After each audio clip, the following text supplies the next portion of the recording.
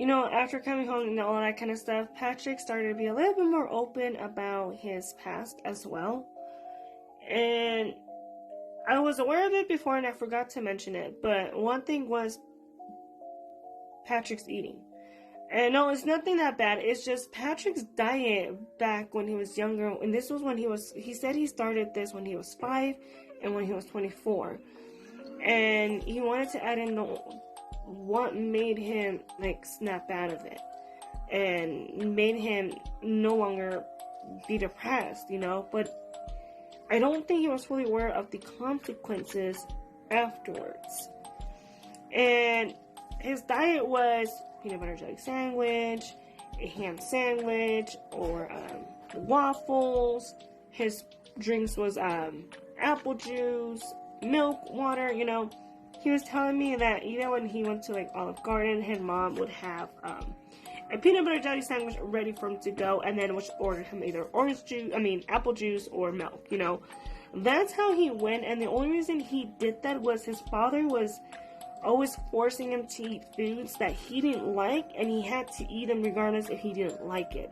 So he just said that after that, he just picked up that habit and then continued it on until he was 24, and had told me that he also struggled with depression. He had friends, really close friends, but that was pretty much it, and would hang out with them a lot. So he said, I don't know, I was depressed, but my parents made sure that we travel states and all that stuff, but it was just not my satisfaction, and I struggled with depression when I was younger. And I remember telling him, hey, I used to suffer too depression when I was 5 too, what a coincidence, And I told him when I was 5, mine went deep, and it was what do you mean deep? I was already trying to unalive myself when I was 5. I just did not want to be here anymore. He was like, whoa. I'm like, yeah. Yeah. And I would also tell him my experience, I had, at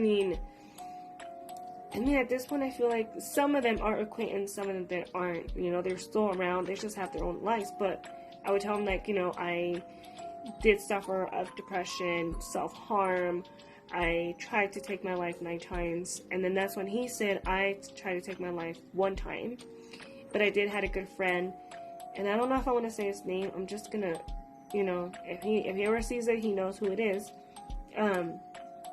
He told Patrick to put it down, because he wanted to, with the weapon, and he told him that if he doesn't put it down, or something, he was going to call his mom. And I guess Patrick hanged up because he heard someone coming through the door, and he hit the weapon. And he was saying, yeah, if it wasn't for him, I don't think I would be here. And I'm actually glad that he was there when Patrick needed a friend, And so I was like, okay. I'm like, but how are you feeling now? It's like, well, I took LSD, and it helped with my depression and my intrusive thoughts, and that's why I moved to Colorado, because I thought I was ready. I'm like, okay. I was like, what? I'm like, no, I'm just trying to process this, because I didn't took anything, even though when I was done seeing, I told him I was done seeing therapy at 23, I told him, the only chunks that I took was antidepressants. They didn't help at all. Because they weren't fitting my body. It was just finding the right medication. And I told him that amplified my intrusive thoughts, and it was just getting scary at this point that I just stopped at that point with the medication. But I was glad that he was feeling better and all that kind of stuff. When me and Patrick had small arguments, sometimes I would ask, I would always be like, okay, well, if I did something that would affect him, that would hurt him, I would ask him. He's like, yeah, that hurt it. And then when I ask him, and I try to understand, well, I'm sorry, be understandable with his emotion, and did not mean to hurt him that way. But when it came towards me, it was like, he didn't care. And now that's where I'm thinking, did LSD have something to do with blocking stuff that he does, because he doesn't know why he was being that way. It was always, I don't know why. So I'm like, okay. You know, so I try to, like, you know, it was still no, not to a point where I needed to leave the relationship, because it wasn't. It was just understanding why he's always with this answer. I don't know. I just don't know. So, May came around. I gave birth to my little Nora. It was a crazy labor, but we managed. We got through it, and we got home. No, actually, before going home, his dad called him to congratulate him and said, "Son, it is time for you to pack up your things and leave for 2 weeks." I was just like, took him off the speaker. It's like, no, I'm not doing that. I'm not leaving for 2 weeks. I was like confused. What's going on? And I remember like just done talking to him, like, if you want to leave for 2 weeks, and he's like, I mean, I'm okay. You know, just leave me your credit card for food. And I was like, no. It's like, why would your dad, like, because my dad did that to my mom when he gave birth to Kelly, and she gave birth to me. He left for 2 weeks. I never could have stopped laughing. Like, why are you laughing? I told her, hey, if it's a family tradition, I guess go for it. It's like, no, it's not a family I don't know what my dad was thinking. I'm like, okay. And I remember he was laughing too. He was like, why do you make things like out of, like, it's something for you to be upset, but instead you're laughing. I'm like, it's not upsetting me. That's just, I don't know. I don't know if it's a culture thing with your guys' family, you know? So, I let that one slide again, you know? Did it hurt? Yeah. But was it to a point to complain? No. So, I let it go. Now, my mother-in-law did came out to visit 7 weeks after she was born.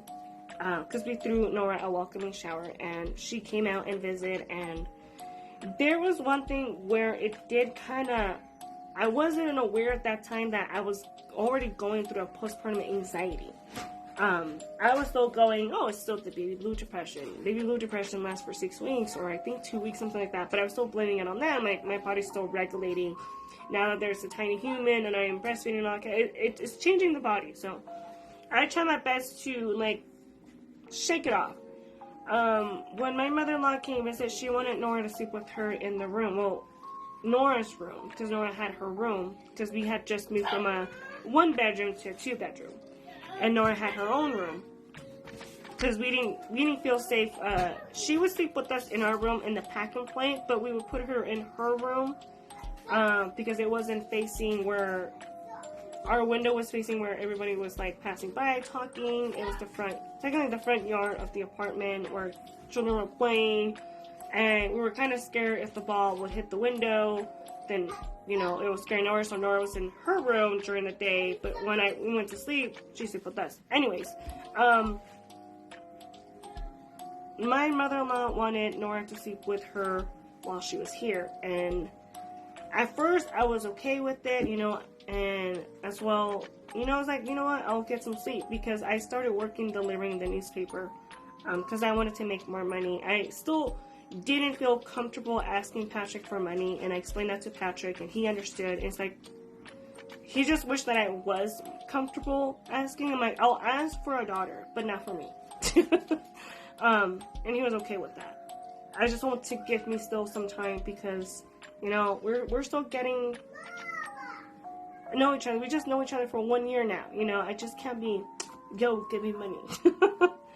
But I will have to make another part, because unfortunately I'm using TikTok to make these videos, because I don't know how to make these videos on my computer for some reason. My computer's not communicating, so yes.